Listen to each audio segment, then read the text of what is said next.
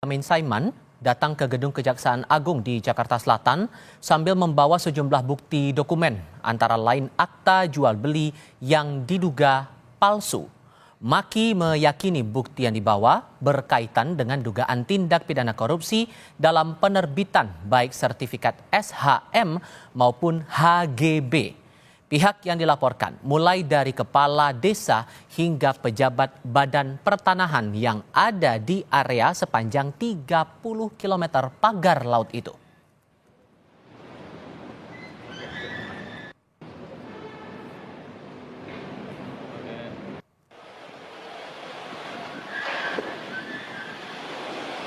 Stop aja sebelum masuk.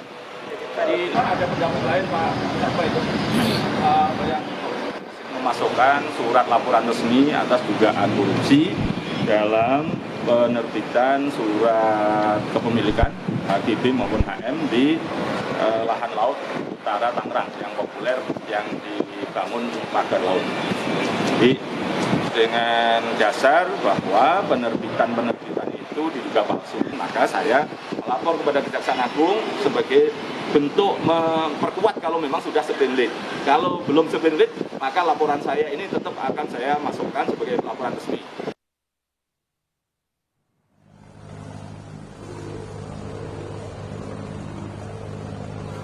Di lain pihak, Menteri Agraria dan Tata Ruang sekaligus Kepala Badan Pertanahan Nasional Nusron Wahid merespons peluang pidana terhadap 8 pegawai kementeriannya yang dicopot dan disanksi terkait penerbitan sertifikat di Laut Tangerang.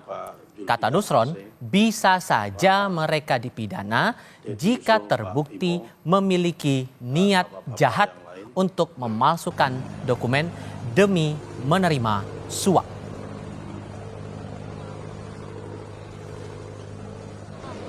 Nah, karena produknya itu adalah produk tata usaha negara, KATUN, keputusan tata usaha negara, maka sanksinya adalah sanksi administrasi negara, yaitu adalah masalah dicopot dan sebagainya. Kecuali kalau di situ ada unsur-unsur mens rea, misal dia yang bersangkutan terima suap, terima sogokan atau apa, itu baru masuk ranah pidana.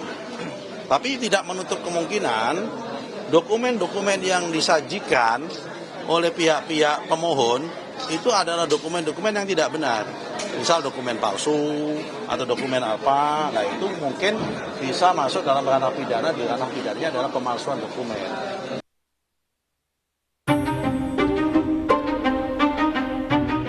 Hampir sebulan pagar laut di perairan Tangerang jadi sorotan, dugaan pelanggaran berbagai aturan pertanahan hingga kelautan, serta dalang di balik pemagaran tak kunjung diumumkan. Mantan Menko Polhukam Mahfud MD menilai bukan hal sulit mengusut pagar laut. Agar tertib bernegara, Mahfud mendorong skandal pagar laut diusut secara pidana. Menurut saya sih tidak sulit sih, gitu. Tapi ini selama ini kok saling lempar badan, ya. Saya selalu mengatakan gini, menteri itu, apakah itu Pak Hadi Cahyanto, apakah AHY atau Sofyan Jalil, nggak usah takut kalau dia tidak sengaja melakukan pelanggaran itu. Itu kan ada delegasi kewenangan di dalam hukum tata negara itu. Ini kewenangan dan tanggung jawab ini atas delegasi dari menteri ini, kan gitu. Kalau dia tidak melakukan, nggak usah takut, katakan aja.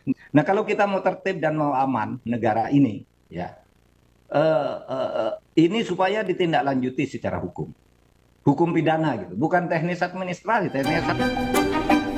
Usai ramai soal pagar laut, Kejaksaan Agung turut merespons. Kejaksaan Agung membuka peluang mengusut jika ditemukan dugaan korupsi di balik perizinan pagar laut. Mendalami apakah memang dalam masalah ini ada katakanlah peristiwa pidana ya yang terindikasi dalam kategori tindak pidana korupsi. Jika memang ada dugaan ya berdasarkan laporan masyarakat, misalnya terkait apakah perizinannya yang terindikasi ada dugaan tindak pidana korupsi dan seterusnya, tentunya kami akan melakukan pendalaman, dikaji, ditelaah tentu ya sampai pada kemungkinan untuk ditangani. Mantan penyidik KPK Yudi Purnomo menduga ada pidana korupsi dan kerugian negara yang timbul akibat pemasangan pagar laut. Untuk membongkar pelaku di bawah hingga di atas, Yudi mendorong penyidikan bersama KPK, Polri, dan Kejaksaan Agung. Saya mengusulkan supaya ada penyidikan bersama atau joint investigation terhadap perkara ini, supaya KPK, kepolisian, kejaksaan bisa bekerja sama dengan yang kewenangan yang dimilikinya masing-masing, sehingga kasus ini akan terbongkar mulai dari pelaku di tingkat bawah hingga sampai pelaku di tingkat atas.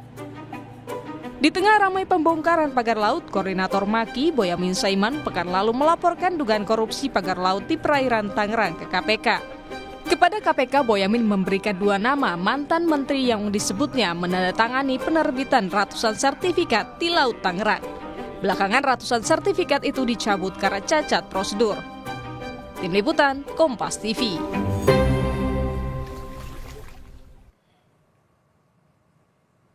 Kepala Pusat Penerangan Hukum Kejaksaan Agung Harli Siregar mengaku kejaksaan telah menerima laporan dari Koordinator Maki dan sambil mencari data terkait dugaan adanya kasus korupsi atas pemasangan pagar laut di Tangerang, Banten.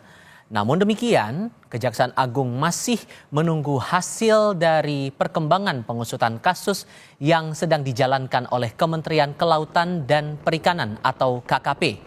Nantinya jika ada unsur tindak pidana korupsi, maka Kejaksaan Agung akan ikut melakukan penyelidikan atas permasalahan tersebut. Pelajari, ditelaah, ya kan?